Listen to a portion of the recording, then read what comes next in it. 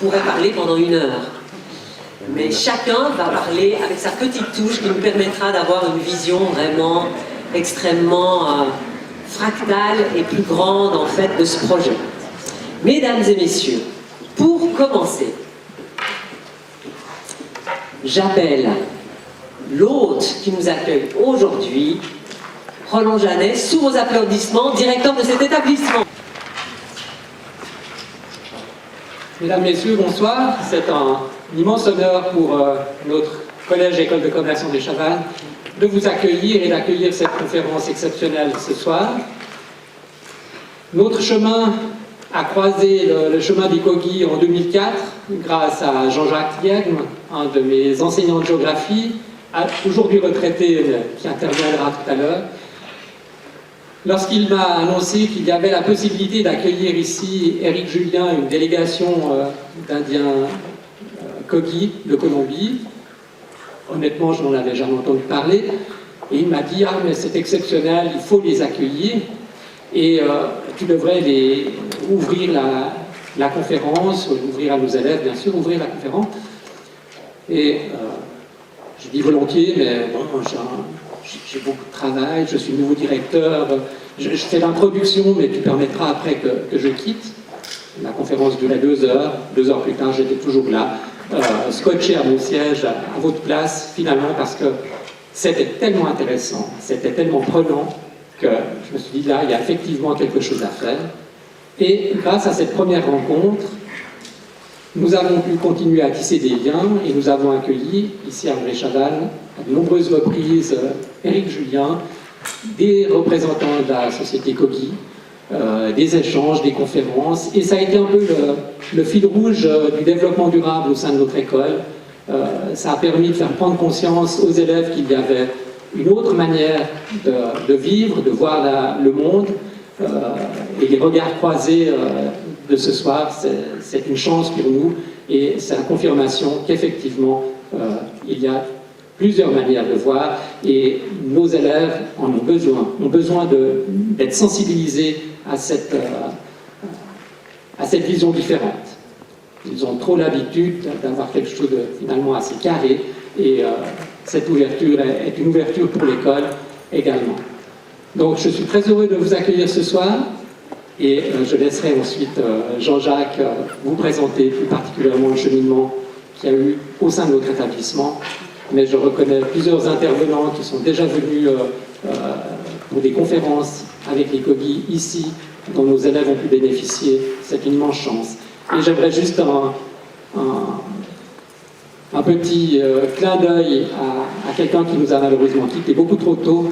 C'est Rentil Cruz, qui était ici pour sa dernière mission, si on peut dire, à l'étranger, avant d'être enlevé et assassiné en Colombie.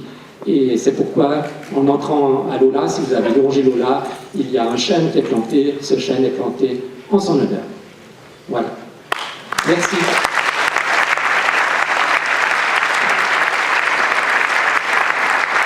Merci pour cette invitation à penser en arrondi. On applaudit Jean-Jacques Lienne, président de l'association Tchendukoa Suisse.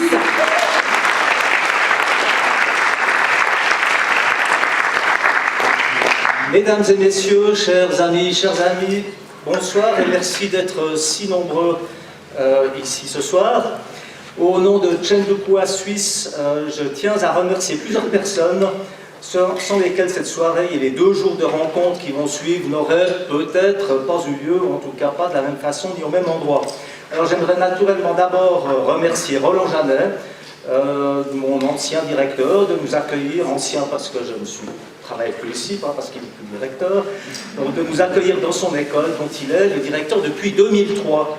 Et c'est à peine 1 an plus tard, il y a exactement 17 ans, quasiment jour pour jour, puisque c'était le 21 octobre 2004, 3 responsables de la communauté Kogi, qui étaient accompagnés donc de Rentil Cruz, qui était en fait le pont entre la société des Kogi et la société moderne. Ils ont fait une halte dans cette même salle pour une première conférence, donc devant à peu près 200 élèves. En effet, c'est grâce à un contact avec Geneviève Morand qui était productrice des 2 premiers films d'Éric et présidente d'une première association Chendukoa Suisse, qu'Éric Julien a accepté, a été informé de notre demande et a accepté d'ajouter une conférence à sa tournée française avec les Kogi.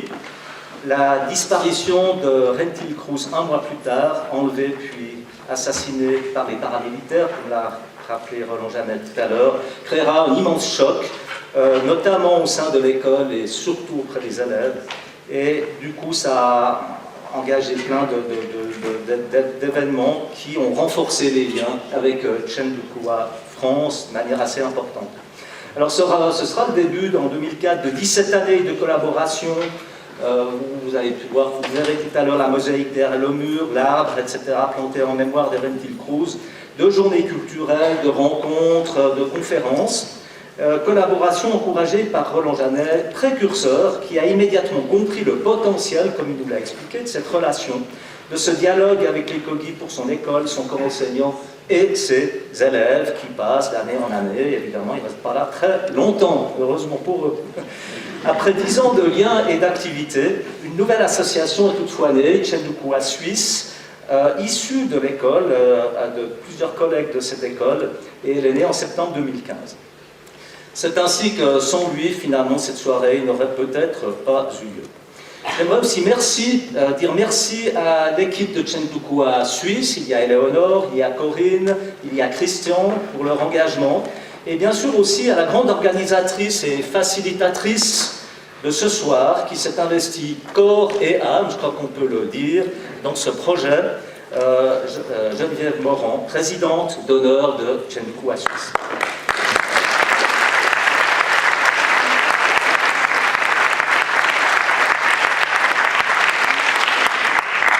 Merci.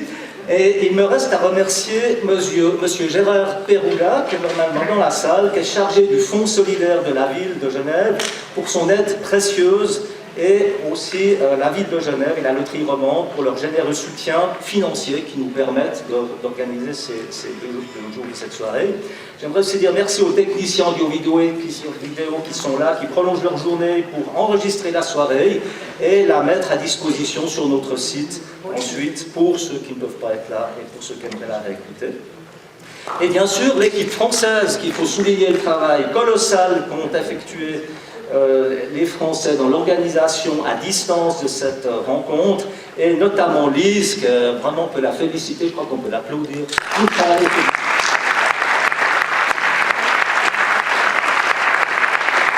Et je n'ai pas oublié Eric, mais on en saura plus sur lui dans quelques instants.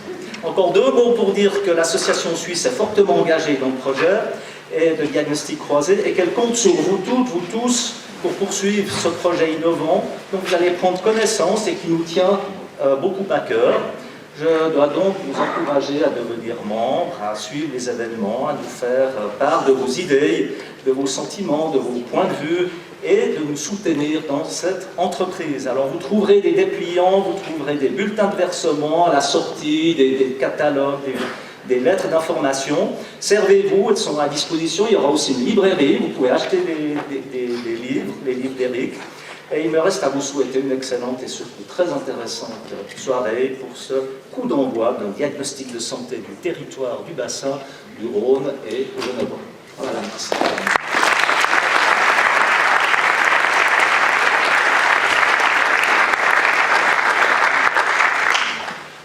Mesdames, Messieurs, j'aimerais saluer quelqu'un qui descend les escaliers. Il faut peut-être lui donner la main, Pauline. Excusez-moi. S'il vous plaît. Ça. Voilà. Hello, Alan Herrera. On peut l'applaudir.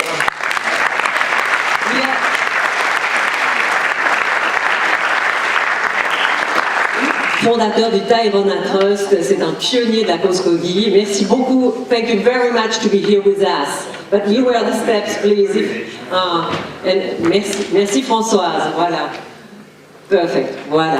J'aimerais dire vraiment, Alan Herrera vient de Londres. Il y a des gens qui viennent de Lyon, spécialement ce soir, des gens qui viennent de Tours, qui viennent de partout de France, et puis également, bien sûr, de Colombie. On a vraiment des gens qui se sont déplacés depuis très très loin pour être là avec nous ce soir. Sans plus tarder, je passe la parole à Éric Julien, la personne source du diagnostic avec les Indiens Kogi. Sous vos applaudissements. Merci Éric.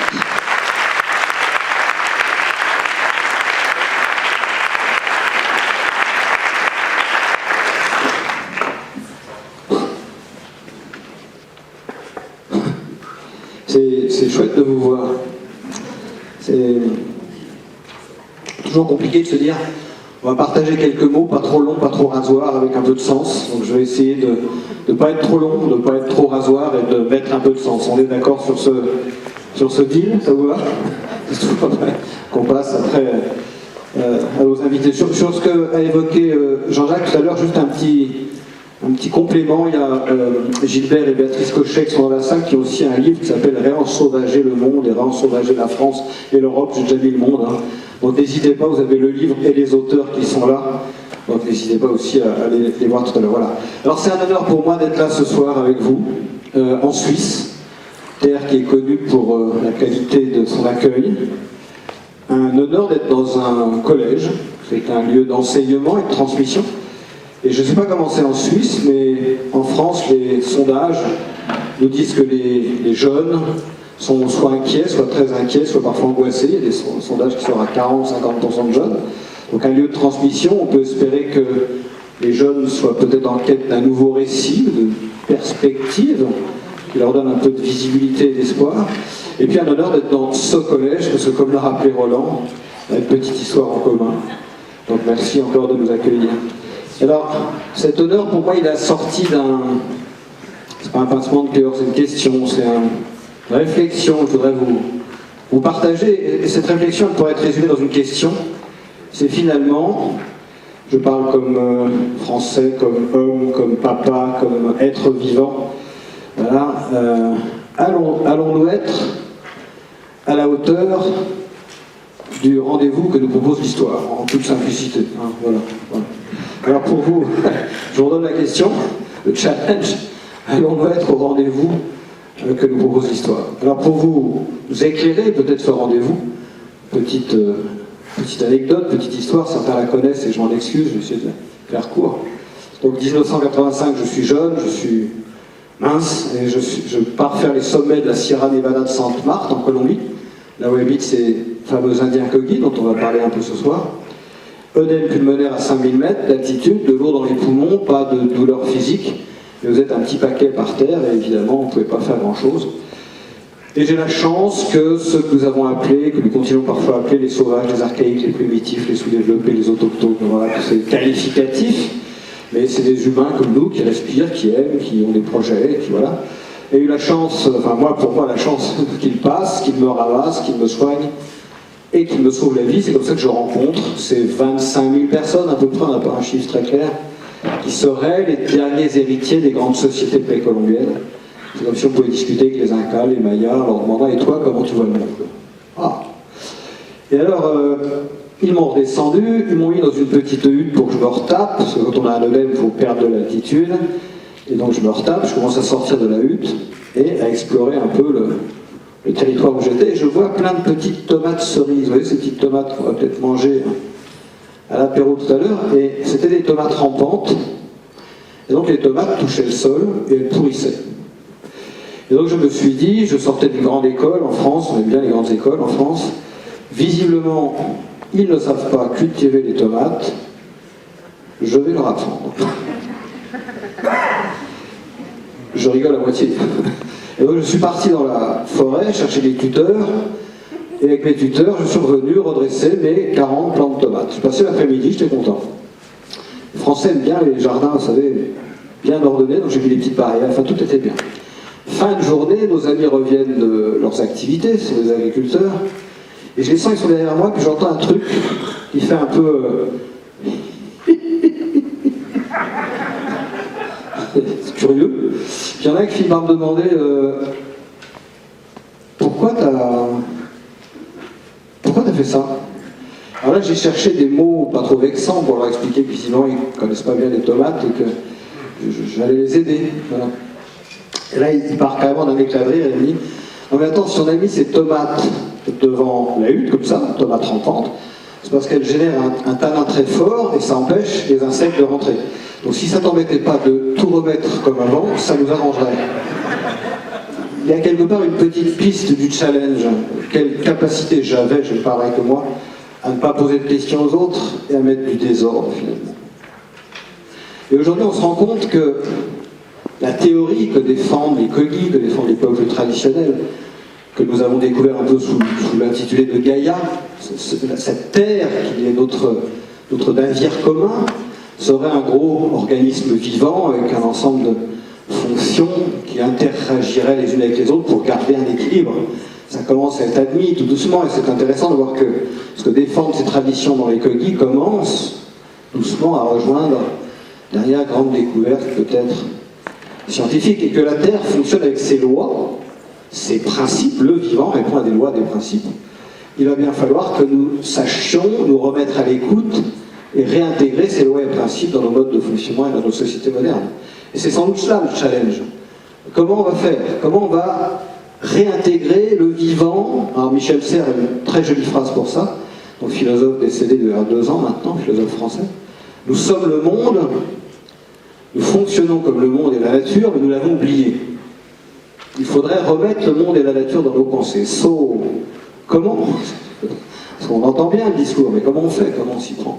Et c'est peut-être là que les sociétés dites traditionnelles, archaïques, primitives, le chaînon manquant, peuvent peut-être soit nous aider, je ne sais pas, mais en tout cas nous inspirer, nous aider à penser différemment. Mais ça, on sait que c'est le plus compliqué. On a des croyances, on a des peurs, on a des convictions. Peut-être qu'ils pourraient nous aider à penser différemment pour une raison simple. Ils n'ont jamais coupé ces liens avec la nature. Mieux que ça, c'est la nature, ses principes de fonctionnement qui organisent, qui nourrit leur fonctionnement et qui donne une médecine, un système éducatif, un système de gouvernance, un rapport au territoire vivant. Et qui peut dire « je n'ai pas envie d'une médecine vivante, je n'ai pas envie d'un système éducatif vivant, ou je n'ai pas envie d'un territoire vivant ». Donc, est-ce qu'on arriverait à dialoguer? L'histoire nous montre que c'est chaud. Pour l'instant, ça n'a pas été vraiment une réussite. Est-ce qu'on va arriver à dialoguer, sachant que le dialogue est souvent l'indicateur clé d'une société apaisée et vraiment civilisée? Parce que si j'accepte de rencontrer l'autre et de me laisser nourrir, interroger, bouleverser peut-être par l'autre, eh bien ça ouvre de nouvelles perspectives, ça ouvre la créativité, ça ouvre l'innovation, ça ouvre le renouveau. Et je pense que nous avons vraiment besoin de renouveau, et j'ai envie de dire joyeux. C'est peut-être un truc qui m'a beaucoup plu. Alors, je vais rentrer chez les Kogi, mais quand ils m'ont redescendu de la montagne, j'ai demandé au papa et ses 2 fils qui m'avaient soigné. Ils m'ont redescendu, ils m'ont soigné, et je leur ai demandé, mais pourquoi vous avez fait ça? Vous auriez pu me laisser là-haut. C'est comme 5 siècles quand vous pourrez la vie, voilà, vous avez pu me laisser là-haut. Il m'a regardé très sérieux, il m'a dit, parce qu'on ne voulait pas laisser de poubelle dans les montagnes. Alors, je me suis dit, tiens, ouais, ils ont l'air intéressants, ces gens-là. Ils doivent avoir un certain sens de l'humour.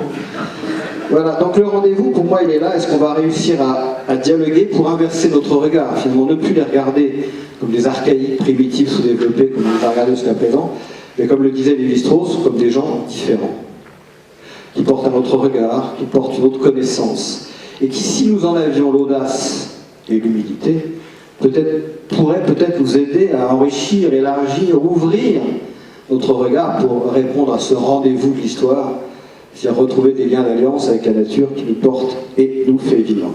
Malgré 5 siècles, on leur a quand même pas facilité la vie, ils reviennent vers nous et nous disent des choses comme ça. Avec tout ce que vous savez, avec ce que vous êtes, avec ce que nous savons et ce que nous sommes, nous avons confiance. Nous avons confiance dans le fait que si nous partageons nos connaissances, nos regards, nous arriverons à répondre à beaucoup de problèmes, à beaucoup de difficultés, et à trouver le chemin pour retrouver un équilibre par rapport à tout ce qui se passe en ce moment. Comme Kogi, c'est un pont que nous voudrions tendre vers vous pour le dialogue et la compréhension commune. Donc ils nous font cette proposition. Ah, ça nourrit le challenge. Est-ce qu'on va l'accepter ou pas? Je ne sais pas. Enfin, j'espère. Si on est réunis ce soir, c'est peut-être pour ça. C'est peut-être pour se dire, est-ce que du dialogue pourrait sortir des nouvelles propositions, un nouveau regard sur un territoire, un nouveau regard sur la santé, etc., etc. Donc, si on est réunis ce soir, c'est pour se dire, ça a été évoqué, est-ce qu'on pourrait lancer cette démarche? Je ne sais pas, est-ce qu'on pourrait, lançons-la, de diagnostic croisé de santé territoriale du bassin lémanique et du Rhône, parce que le bassin lémanique, il y a le Rhône qui est là, la source. Voilà. Et ça, quand on regarde derrière le Rhône, derrière Rhônus, qui est un nom donné par les Romains, on retrouve une autre histoire derrière. Et si on réveillait cette histoire, en fait, on dit souvent qu'une société qui perd sa mémoire est une société morte. Donc réveiller notre mémoire, réveiller notre histoire des lieux, avec peut-être l'inspiration des Kogi, ça pourrait peut-être nous aider à changer de regard. Donc diagnostic de santé territoriale du Rhône et du bassin lémanique ou l'inverse. Et c'est une des premières fois qu'on invite des Indiens, non pas dans une salle, non pas à un micro, mais à regarder un objet commun, un espace. Ils vivent sur des territoires. Ils n'appellent pas ça un territoire, ils appellent ça un corps territorial, avec ses fonctions, ses dynamiques, etc. Donc voilà, est-ce qu'on va réussir à se parler pour porter un nouveau regard sur nos territoires? C'est tout l'enjeu de cette démarche qu'on lance ce soir. Avec une pointe d'humour, je pourrais vous dire, je pense que vous en avez, tant que vous ne soyez pas là, les Kogi nous invitent non pas à faire l'amour et pas la guerre, mais nous invitent à faire le dialogue et pas la guerre. Finalement. Pas mal, non? Bon, là, je continue, maintenant, c'est fini. Vous pouvez applaudir sur le jeu de mots, mais c'est pas fini. Et j'aimais bien, là, je voudrais conclure quand même par une petite phrase d'un monsieur qui s'appelait, pour ne pas écorcher son nom, John Maynard Keynes. C'est un personnage qui était connu pour ses théories économiques, pas vraiment connu pour ses phrases porteurs d'espoir et de renouveau. Et en 1932, il a écrit un petit livre qui s'appelait « Lettres à nos petits-enfants ». Donc 1932, quelque part, il nous a écrit, il doit être ses petits-enfants. Et je trouvais une phrase que je trouvais intéressante, venant d'un économiste en général et de ce personnage. Le jour n'est pas si éloigné où le problème économique se tiendra à sa juste place, sur la banquette arrière, et où notre cœur et notre esprit seront occupés, ou plutôt réoccupés, par nos vrais problèmes, ceux de la vie, ceux des relations entre les humains, ceux des créations d'esprit pour demain. Keynes, pas banal. Pourquoi je vous prends ce témoignage? Parce que je pense que les moins enthousiastes ne sont pas forcément ceux que l'on croit. Dans ce chemin de renouveau, on entend des gens qui ont des idées, des projets, qui cherchent. On entend encore des tensions, mais les chefs d'entreprise, ils sont comme ci, ou les militants, ils sont comme ça. C'est une manière de vous dire qu'un économiste peut avoir ce genre de propos et que c'est ensemble qu'on arrivera peut-être à faire émerger quelque chose de différent. Et j'ai presque envie de vous dire, nous ne savons pas ce qui sortira d'un tel dialogue. Et c'est la phrase de notre chaman à nous, Einstein, qui disait « Ce n'est pas en faisant plus et mieux de la même chose qu'on aura des résultats différents, c'est en ayant l'audace du dialogue. » Alors bienvenue pour ce dialogue, merci d'être là ce soir. Geneviève, je te repasse le banc.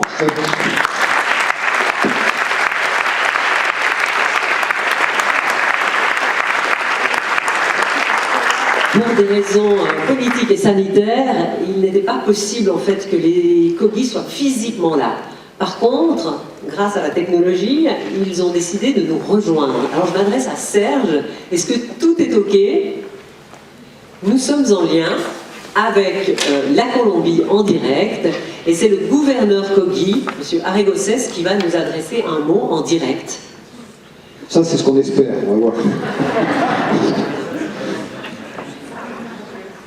Le fait effectivement d'avoir été choisi, que Genève ait été choisie par les Kogi pour accueillir ce premier diagnostic de santé territoriale avec justement un objet d'observation est vraiment tout à fait particulier et nous ne pouvons que les remercier de nous avoir choisis.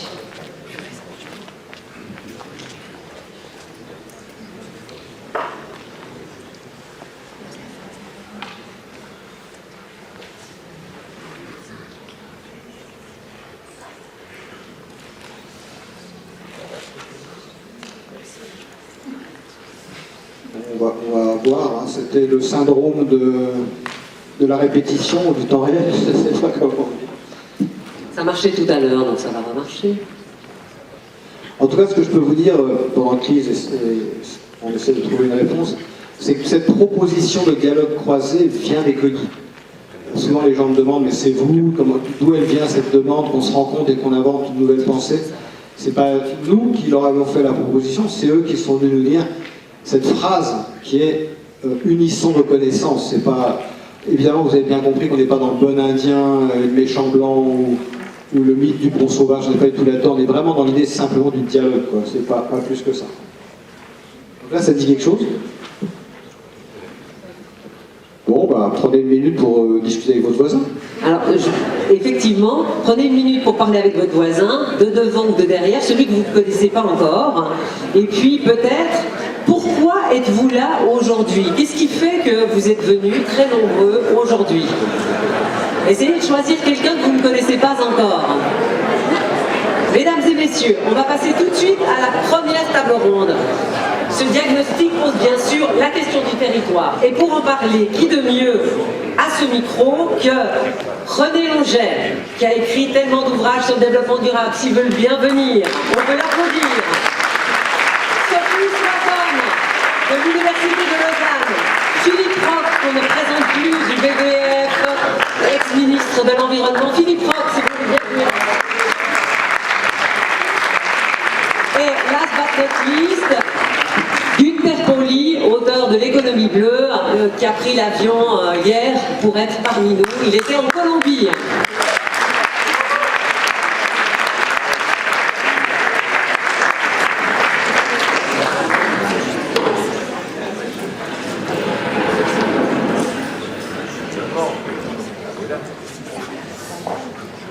Je vais demander à René Longet de commencer ce tour de table sur la question du territoire.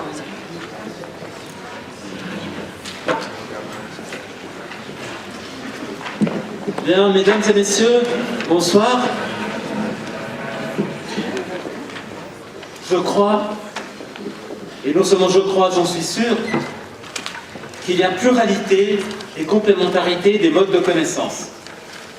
Le meilleur d'une science analytique bienveillante, ce n'est pas toujours le cas, nous permet d'agglomérer les connaissances sectorielles spécialisées dans des synthèses systémiques.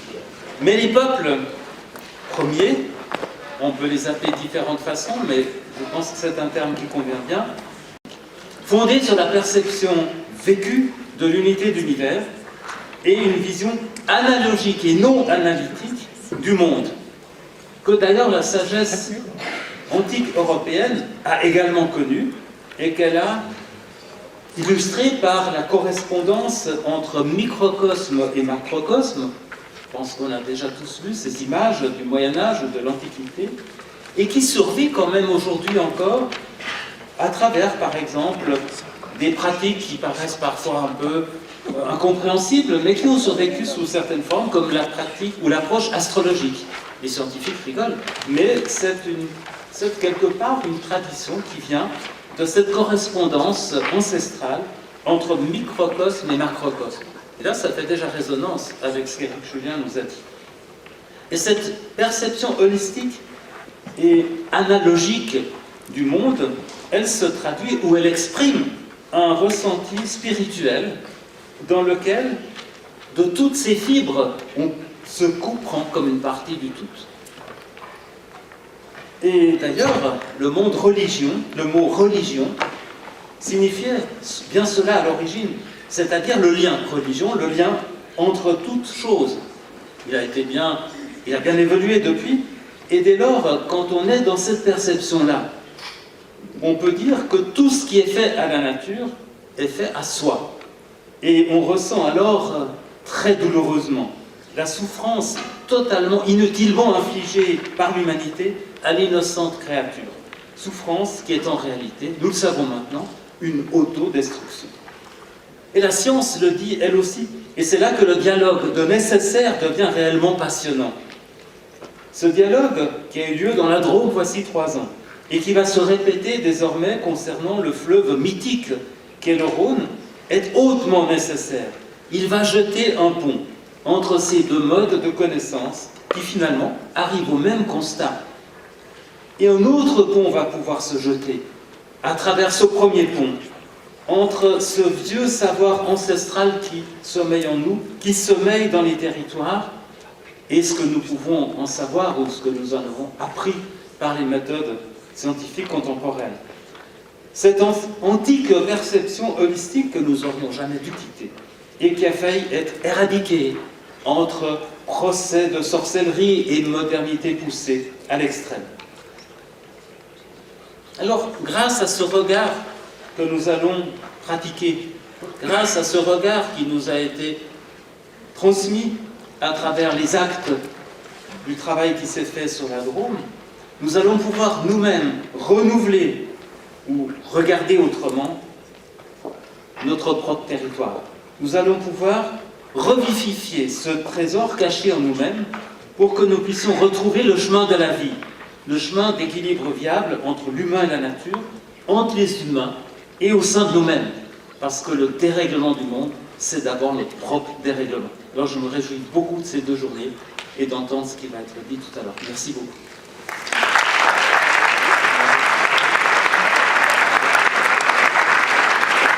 Sans René Longère, qui a été vraiment bienveillant avec nous depuis le début, qui nous a permis d'articuler tout cela, toute cette démarche, et sans Philippe Roch, qui est le parrain de l'association de Tchendoukoua depuis de nombreuses années, ce projet n'aurait pas pu être réalisé à Genève.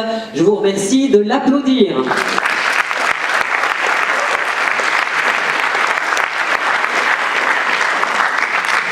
Bonsoir, je suis bien heureux de vous retrouver, parmi vous beaucoup de personnes qui sont déjà des amis. Puis son René, il est bien ce garçon. Vous savez, ça fait 55 ans, ou plus même, que nous nous battons ensemble pour l'écologie. Et j'avais le plaisir de t'entendre, René, garder cette vision large des choses, concret, travail politique, mais aussi la vision plus spirituelle. C'est pas tous les jours que tu t'exprimes là-dessus, j'étais très heureux de t'entendre. Parce que s'il y a quelque chose d'important lorsqu'on veut communiquer avec les Kogis, c'est bien l'approche holistique et le spirituel. Holistique parce que pour les Kogis, tout forme une unité. Moi j'aime beaucoup décrire notre monde comme la diversité dans l'unité. Et ça, je crois que je parle Kogi quand je dis ça. Et puis, ces Kogis, ils ont une obsession de l'harmonie à l'intérieur de cette grande unité. Et ça, c'est essentiel. De le comprendre, puis évidemment, essayer de l'appliquer dans notre propre vie. Le deuxième, c'est le côté spirituel. J'ai retrouvé mes notes de 2002, ça me touche beaucoup, j'ai même fait un croquis de Kogi sur place. J'étais en Colombie et j'étais invité par le ministre colombien, Juan Maher, à rendre visite aux Kogis dans une journée un peu folle. Et j'étais là avec les ministres des plus grands pays du monde. Il y avait le chinois, il y avait l'indien, il y avait l'espagnol, le mexicain, enfin, toute une série de gens. Il y avait Klaus Töpfer, le ministre allemand, enfin l'ancien ministre allemand. Et nous avons conversé avec notamment 2 mamous, entourés de tout le village de Cassicoyal. C'était très très émouvant. Il y a de ça 20 ans. Et puis nous avons longuement discuté des questions de l'eau, du climat. Nous étions à la conférence, à une COP du climat, à Cartagena de los Indios. Et puis, après, nous avons parlé de beaucoup de choses. Et vous savez, une chose très, très touchante chez ces Kogis, c'est qu'ils prennent beaucoup de temps quand ils parlent. Contrairement à nous qui blablatons tout le temps, eux, ils réfléchissent d'abord. Et puis, ils se concertent. Alors, chaque fois qu'il y avait une question, ils étaient les 2 mamous à se concerter longuement. Puis, il y en a un tout d'un coup qui prend la parole et qui donne une réponse. Et au fond, la conclusion de la journée, c'est qu'il y a un problème du climat, qui a une influence sur l'eau, que eux ressentent aussi. Et puis ils étaient assez honorés quand même, puisqu'ils s'intéressent à nous, qu'il y ait tous ces ministres du monde qui étaient chez eux, venus chez eux. Puis ils nous ont dit à la fin, parce qu'ils sont toujours un petit peu... On peut prendre ça comme de l'arrogance, mais je dis ça avec un sens positif. Ils disent, oui, on a parlé du climat, et vous êtes tous les ministres, les responsables du climat dans vos pays, dans vos grands pays, etc. Mais vous savez, vous n'arriverez strictement à rien si vous continuez à vous occuper du climat sur le plan matériel, uniquement sur le plan matériel. Vous devez devenir les ministres spirituels de l'environnement, du climat. Et puis, c'est là que je trouve merveilleux, ces Kogis, ils rajoutent, et nous sommes prêts à vous aider pour cela. C'est sensationnel. Alors je considère que ce diagnostic, c'est exactement ce qu'ils font. Ils vont venir chez nous pour nous aider. Parce que, vous savez, Genève a une longue histoire de la relation au territoire et qui a encore des traces de cela. Il y a, par exemple, tout le long du pied du Jura, des mégalithes. Il y en a deux qui sont dans la rade, c'est les pierres du Niton. Eh bien, il y a une pierre à Niton au-dessus de Fégère. Et puis, il y a la pierre de Pény, il y en a toutes sortes. Il y a des pierres à cercle, des pierres à cupules, etc. Donc, ce territoire est complètement habité par les signes d'anciennes traditions qui avaient une relation.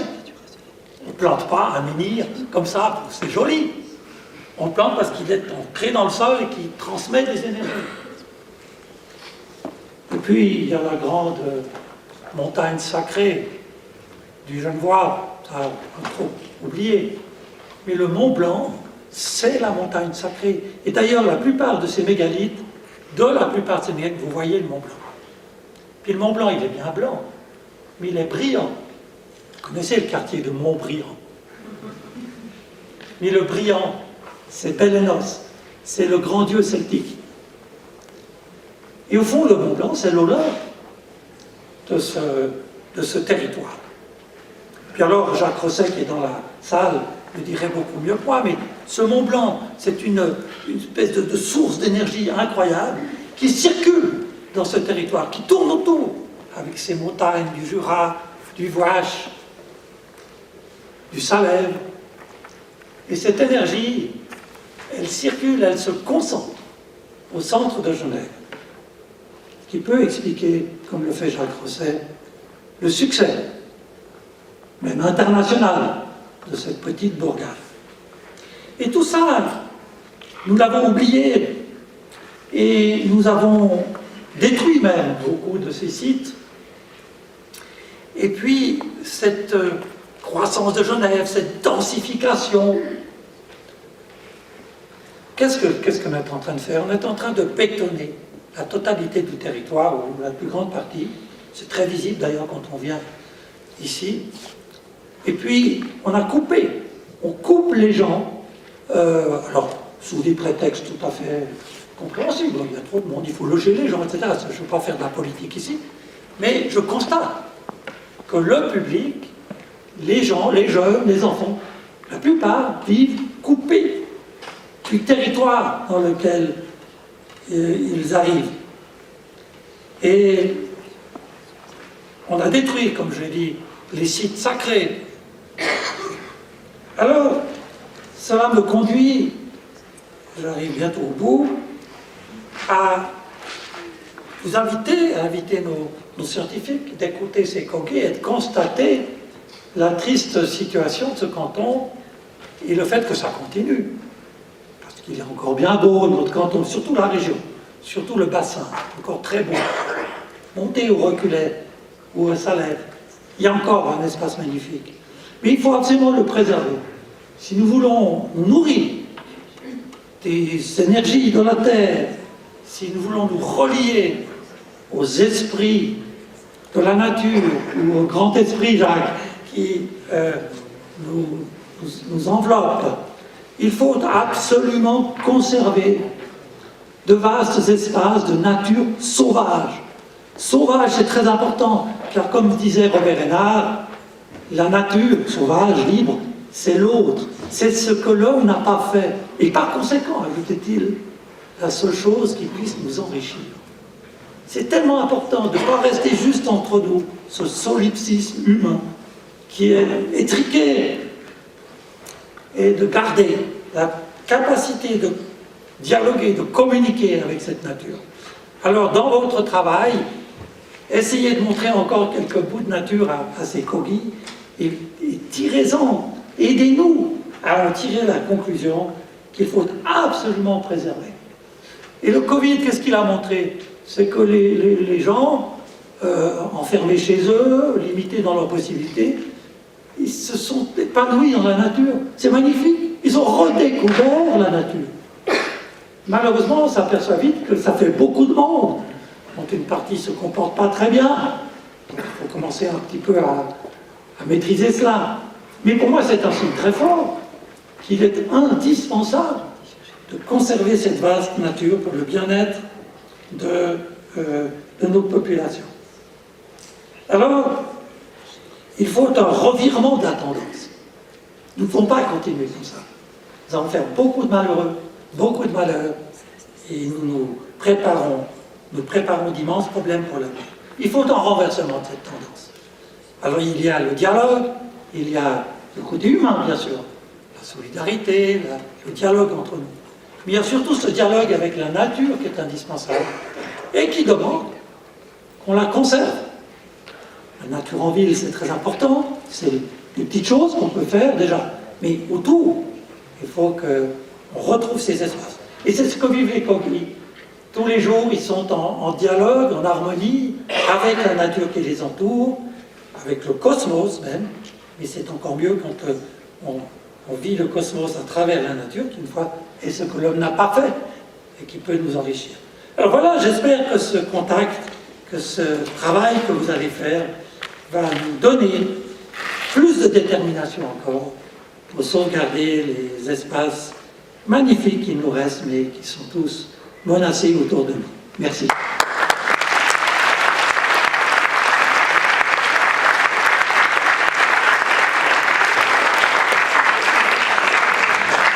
René et Philippe, merci pour votre verbe vraiment toujours intact après toutes ces années de lutte. C'est merveilleux de vous entendre, rafraîchissant. Et tout de suite, sous vos applaudissements, nous allons accueillir Günther Pauli, qui lui va nous parler depuis la Colombie qu'il a quittée avant-hier.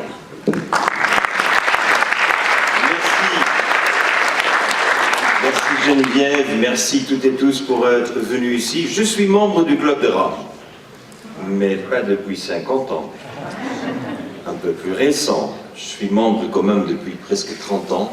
Eh bien oui, c'est vrai, je suis arrivé de la Colombie hier, et je crois que c'est important de vous donner un contexte à cette initiative. Le centre de la Colombie, il y a 3000 années, était une confédération. Mesdames et messieurs, une confédération. Il y avait plusieurs confédérations. Il y avait au centre la confédération des Muiscas, il y avait la confédération des Guanes, et il y avait les cultures de Quimbaya et la culture de Tayrona. Et quand on parle aujourd'hui de nos amis Kogi, ils appartiennent de cette grande culture Tayrona qui étaient des pêcheurs.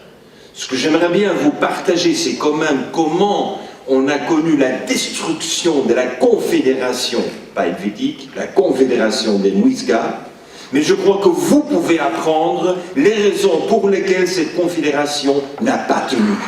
Et vous avez le même risque de perdre votre confédération. Raison pour laquelle il faut qu'on apprenne de l'histoire et qu'on se concentre sur les faits. Quand les Espagnols sont arrivés, eh bien les Muiscas ont fait résistance. De Popayan à Boyacá, ils ont tous fait de résistance. Et qu'ont fait les Espagnols? Les Espagnols les ont oblitérés. 250 000, c'était 500 000, c'était 3 millions, on ne sait pas, mais c'était la génocide qu'on a fait. Génocide, je n'ai pas d'autre parole. Mais à Tayrona, il y avait une certaine culture différente. Et les Tayrona, au début, se sont toujours retirés. Ils ont vu que comme ils n'avaient pas beaucoup d'or, les Espagnols n'étaient pas trop intéressés. Les Espagnols cherchaient quand même un port pour exporter l'or vers l'Espagne. Ça serait Santa Marta ou ça serait quand même Carthagène. Et à la fin, c'est devenu Carthagène. C'était le sauvetage pour les Tayrona. Parce que l'or n'est pas passé par là, c'est passé par Carthagène. Alors tout d'un coup, les premiers contacts étaient quand même difficiles, parce que l'agression de l'Espagnol avec ses chevaux, avec ses armatures, n'était pas du tout du niveau pour les Tayrona de faire confrontation. Alors eux ont fait une autre stratégie. Ils n'ont pas adopté un peu des autres, n'ont jamais eu des juges ni des armes des autres.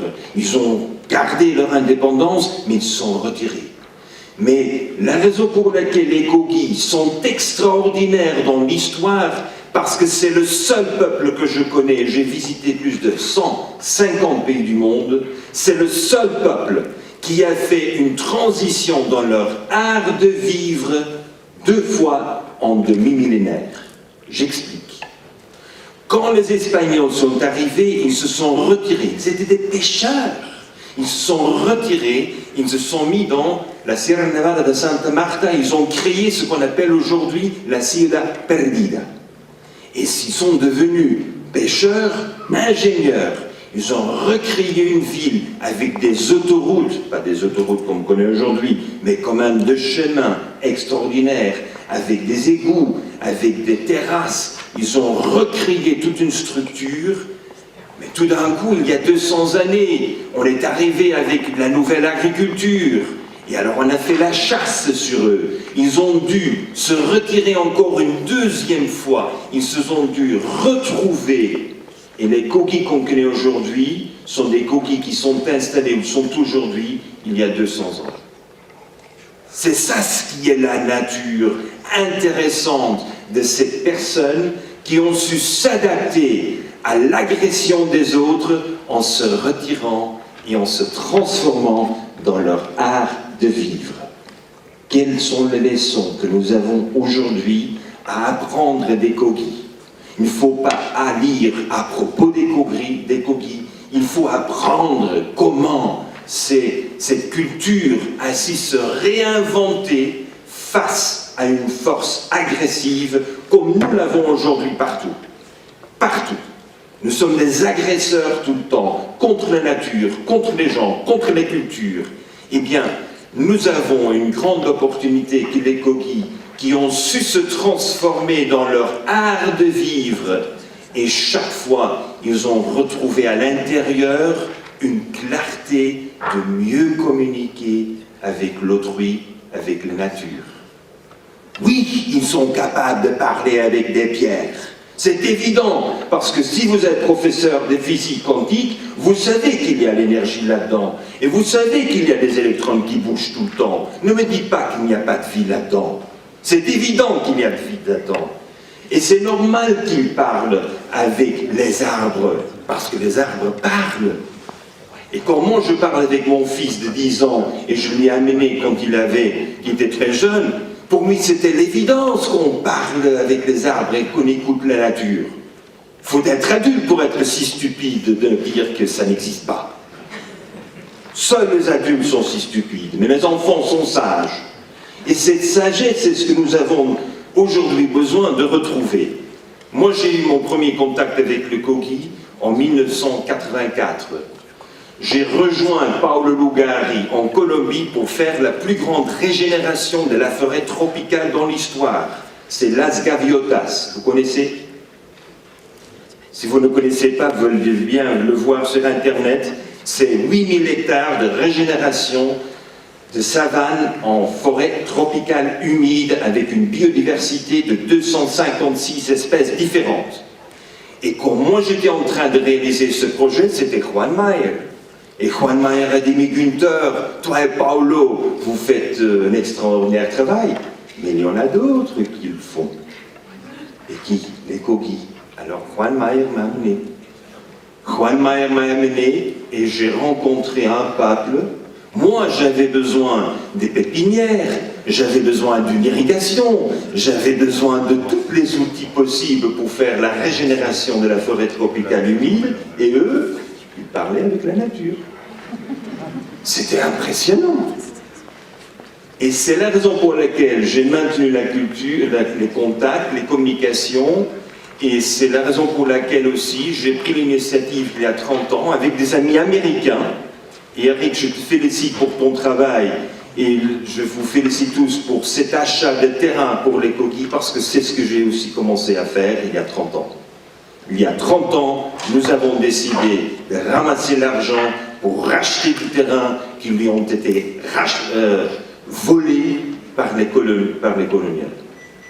Et mesdames et messieurs, comme vous savez, vous êtes en contact avec le Kogi, ça vous touche dans votre cœur.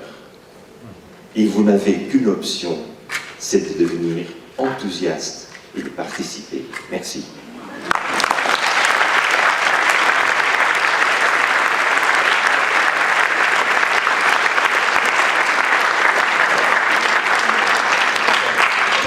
On est en lien, donc la Colombie va arriver. Juste la parole encore à notre dernière intervenante de ce soir, de cette table ronde. On applaudit Sophie Swatton, qui enseigne à l'Université de